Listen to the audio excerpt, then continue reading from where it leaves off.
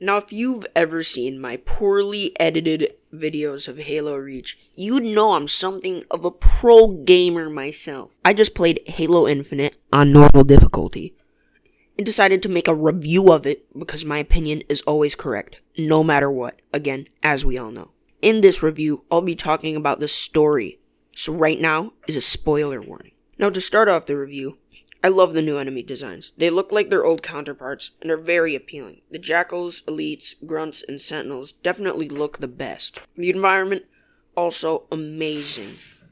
The attention to detail make it my favorite open world game. The new weapons are creative and nice to use. My personal favorite being the Skewer, the rocket launcher equivalent of the Spiker from Halo 3 and Reach. The FOBs, high-value targets, Marine Squads, Spartan Cores, and Mjolnir lockers make for interesting side quests from the main storyline. And while we're on the subject of the storyline, I would like to say Halo Infinite blended the atrocity that was Halo 5 well into the story. The boss fights are pretty hit or miss. The Monitor, Eshram, Chaklock, and Jaeger Radomni fights are good, but the Harbinger's fight was rather lackluster. It was just waves of enemies attacking you, and when you killed them, you attacked her. And you do this about 3 times or so before you defeated her. Her design also reminds me of a certain Maker. That's right. She looks almost exactly to the Con Maker from Doom Eternal. She's her bootleg cousin. Just look at them both next to each other.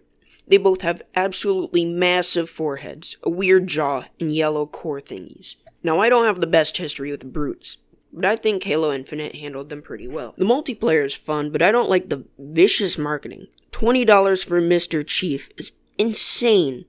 Some other nitpicks I have for the game is that active camo is harder to see than the older games. When I got the Mega Construct set for Skiff Intercept, I was expecting to obliterate the Banished with it in-game, but that was not the case. The only place I saw Skiff was a broken one near a waterfall, and the mention of it in a UNSC audio log.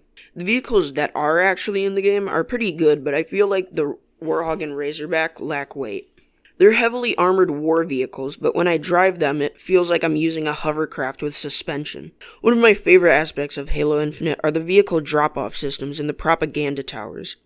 These towers are operated by a grunt that spews pro-Banished propaganda. At first, I immediately destroyed the towers, but after I started killing high-value targets and Spartan killers, I was thoroughly pleased to hear that annoying grunt slowly start begging me to stop killing the Banished and possibly even join them. Okay, humans, hear me out. What if we were to try and work together? Your guns, my gas. The only grunt worth listening to is Yayep the Destroyer. And with that, the review is over. I'd give this game a 9 out of 10. I love this game, flaws and all. Now go buy it, or a brute will deep fry your toenails.